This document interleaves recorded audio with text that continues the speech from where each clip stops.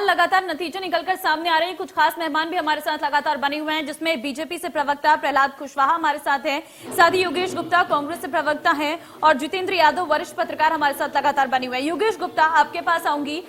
क्या कहेंगे आज के आए नतीजों पर, क्योंकि एक शुरुआत में अगर हम देखें तो बहुत टफ कंपटीशन माना जा रहा था भाजपा और कांग्रेस के बीच में, लेकिन आज जब नतीजे सामने आ रहे हैं तो ये नतीजे कुछ और ही बता रहे हैं कि ये एक तरफा कहीं ना कहीं मुकाबला होता हुआ नजर आ रहा है।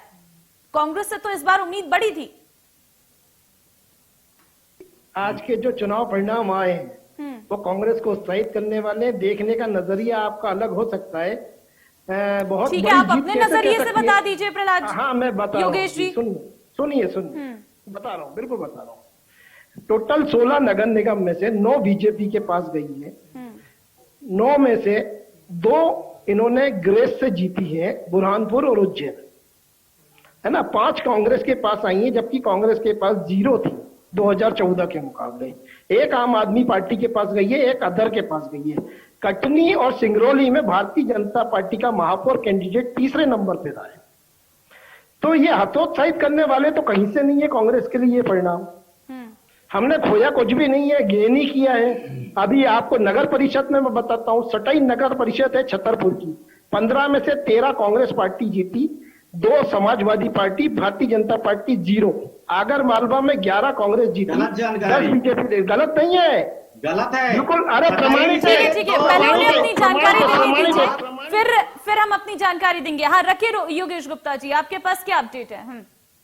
प्रमाणित है ना। नागौद, अमरपाटन, सटाई और ये आपका सीधी नगर पालिका, चुरहट नगर परिषद, ये सब कांग्रेस जीत चुकी है। यहाँ भारतीय जनता पार्टी का सुपड़ा साफ है। बाकी जगह 50, 40, 45 का ऐसा रेशो है। और जो बड़े संभाग हम जीते हैं, जबलपुर, ग्वालियर, तो वहां पर भी पार्षदों के आंकड़े में 2 या 4 का ही अंतर है। तो निगम अध्यक्ष हमारा भी बन सकता है। मुगालते सारे दूर कर देंगे हम आगामी समय में भारतीय जनता पार्टी के। तो कांग्रेस पार्टी ने जनता तक जो मूलभूत सुविधाओं का अभाव था, जो महंगाई थी, महंगी रसोई गैस, पेट्रोल, डीजल, खाने का तेल, ये सब समस्याएं, बेरोजगारी, कुपोषण, लाचारी, किसानों की लाचारी, उनको खाद बीज मुहैया नहीं कराना, ये सब तमाम वो चीजें थी जो इन चुनाव में अफेक्ट किया है। और हम उनको लेकर जनता तक गए। कहीं पर हमें ज्यादा सफलता मिली है, कहीं पर हमें कम मिली है। जहां कम मिली है वहां हम काम करेंगे और 2023 में निश्चित रूप से पुनः 2018 की तरह मध्य प्रदेश में कांग्रेस की सरकार बनाकर दिखाएंगे। ठीक है प्रहलाद कुशवाहा जी, कांग्रेस का कहना है कि हमने कुछ नहीं खोया है बल्कि बहुत कुछ पाया है और बीजेपी बहुत कुछ खो गई है। ये मध्य प्रदेश इनका सिर्फ छिंदवाड़ा और ग्वालियर, जबलपुर में है। मध्य प्रदेश इनका, मध्य प्रदेश आगे होता नहीं है। मैं इनको जानकारी के लिए बता देता हूँ, मैं इनको जानकारी के लिए योगेश जी को बता देता हूँ कि नगर पालिकाओं में 80% भारतीय जनता पार्टी जीती है। और ऐसी सुन लीजिए, अभी परिणाम नहीं आए। अरे परिणाम सुन लीजिए, मैं बता रहा हूँ ना कि नगर परिषदों में 83 सीटों से ज्यादा जगहों पर भारतीय जनता पार्टी के उम्मीदवार जीत चुके हैं पार्षदों में। एक तरफा उनके किसी प्रकार का कोई संशय नहीं है। 80% से ज्यादा पार्षद जीत के आए हैं। आप मैहर नगर पालिका ले लीजिए, भारतीय जनता पार्टी के वहां पर बहुमत आ गया है। नगर पालिकाओं में जिस प्रकार से 80% सीटों पर भारतीय जनता पार्टी के पार्षद जीत कर आए हैं, उससे बहुत आगे का व्यू क्लियर होता है कि भारतीय जनता पार्टी के ज्यादा से ज्यादा विश्वसनीयता बढ़ी है। हमारे कार्यकर्ताओं ने काम किया है, चाहे इनके 2-4 जगहों पर जिस प्रकार से योगेश जी ने गिनाया, लेकिन भारतीय जनता पार्टी के वहां भी प्रत्याशी जीते हैं, वो उन्होंने 0 बताया। अच्छी बात है, उनको बताने का अधिकार भी है। लेकिन मैं स्पष्ट करना चाहता हूं कि भारतीय जनता पार्टी चाहे जिला पंचायत के चुनाव हो तो 44 जिलों पर एक तरफा भारतीय जनता पार्टी समर्थित जिला पंचायत के अध्यक्ष बनने वाले हैं। 4-6 जगहों पर भी हम प्रयास कर रहे हैं कि वहां पर भी भारतीय जनता पार्टी जिला पंचायत के अध्यक्ष बने।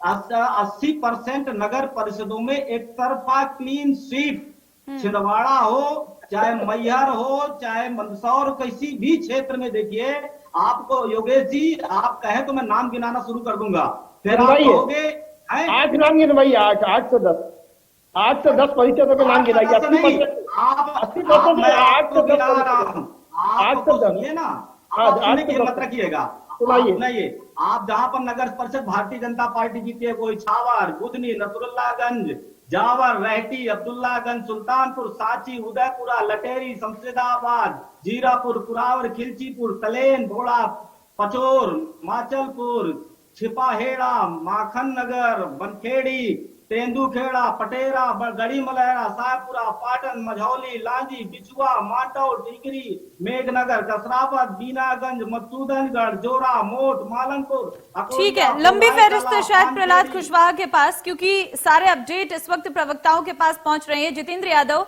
वरिष्ठ पत्रकार भी हमारे साथ जुड़े हुए हैं।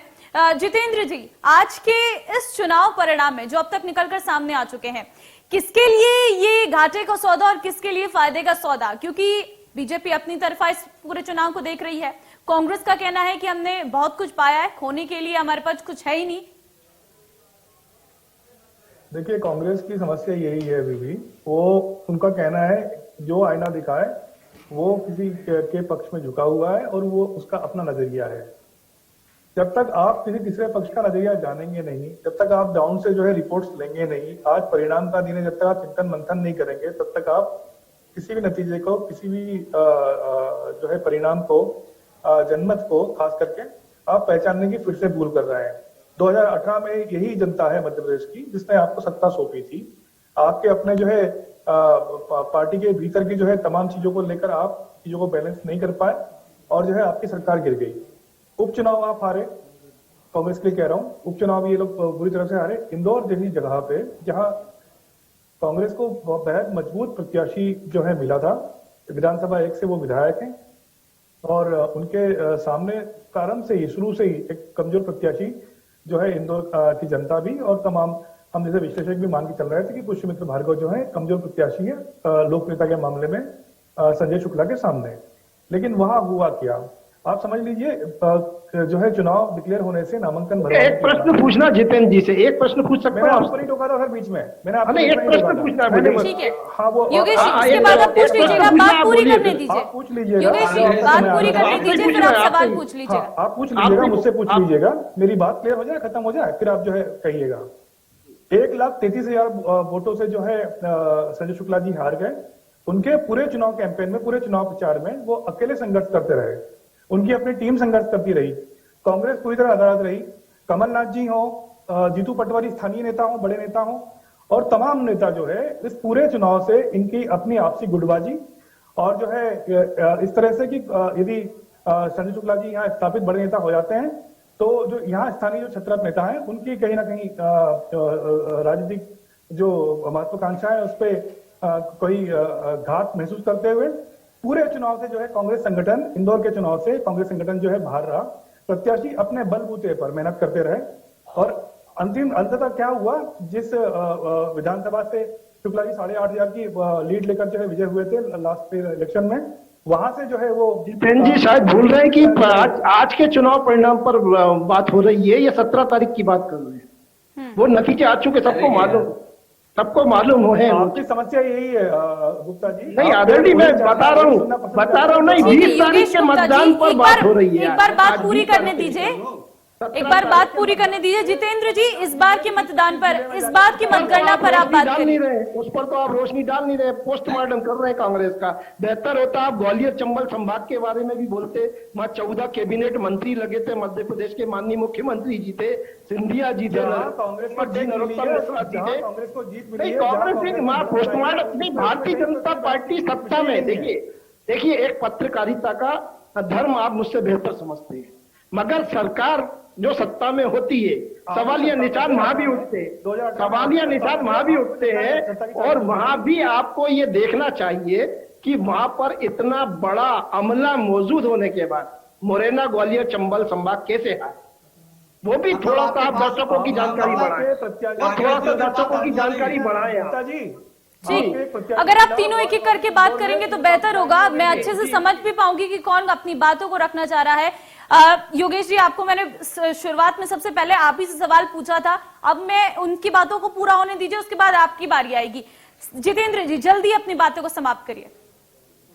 कुल मिला के बात यही है कि बूथ स्तर पर जो है जनता के बीच में जनता तक अपनी बात को ले जाना, अपनी उपलब्धियों को ले जाना। कांग्रेस इसमें जो है, कांग्रेस को समझना पड़ेगा चुनाव प्रबंधन, और जब तक ये चुनाव प्रबंधन नहीं सीखेंगे समझेंगे तब तक जो है कांग्रेस को लेकर सुधार की गुंजाइश है। जनता देखिए चुनाव में बार बार हार रही है, पॉलिटिकल पार्टी जो है चुनाव जीत रही है, कारण यही है कि डिलीवरी नहीं है। कोई जो है बेहतर विकल्प के तौर पर जनता किसी को सामने नहीं देख रही है जिसको चुने। ठीक है, लेकिन कहीं ना कहीं बीजेपी भी अगर हम देखें तो बड़े बड़े केंद्रीय मंत्री बीजेपी के चुनाव प्रचार के लिए पहुंचे हुए थे प्रहलाद जी, लेकिन उसके बावजूद भी कई ऐसी सीटें हैं जहां पर बीजेपी को बड़ी हार का सामना करना पड़ा है। रीवा की अगर हम बात कर ले तो 24 साल बाद कांग्रेस ने इस सीट को अपने नाम किया है, तो ये भी मंथन का एक विषय होगा बीजेपी के लिए, क्योंकि जब पूरा बड़ा पैनल आपका पहुंचता है एक छोटे से चुनाव के लिए तो समझना होगा कि कितना प्रेशर बीजेपी के अंदर है। देखिए, भारतीय जनता पार्टी का कार्यकर्ता चुनाव लड़ता है, संगठन चुनाव लड़ता है, सरकार अगर है तो सरकार की भी एक भूमिका होती है।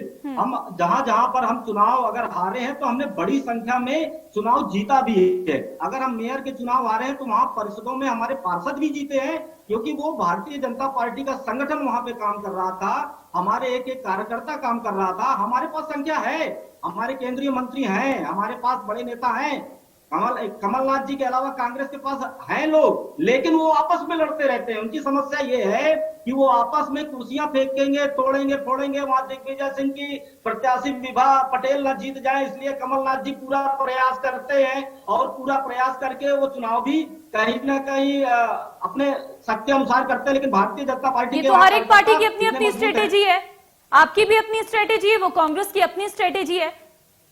जी बिल्कुल, भारतीय जनता पार्टी का चाहे बूथ विस्तारक योजना से हमने जिस प्रकार से कार्यकर्ताओं को खड़ा किया है, जहां मेयर अगर हम नहीं जीते तो पार्षद हमने परिषद बनाने की संख्या लेकर हम पहुंचे हैं, और चाहे जिस प्रकार नगर। चलिए ठीक है, नतीजा भी स्पष्ट होते हुए नजर आ रहा है। आप तीनों का बहुत धन्यवाद इस वक्त हमारे साथ जुड़ने के लिए और अपनी चर्चा में शामिल होने के लिए। तो फिलहाल लगातार नतीजे निकलकर सामने आ रहे हैं, अब देखना ये होगा कि अंतिम तक आखिर नगर की सरकार में क्या कुछ फैसला होता है। फिलहाल वक्त एक छोटे से ब्रेक का है, फौरन लौटते हैं। मध्य प्रदेश, छत्तीसगढ़ की हर खबर सीधे आपके मोबाइल फोन पर।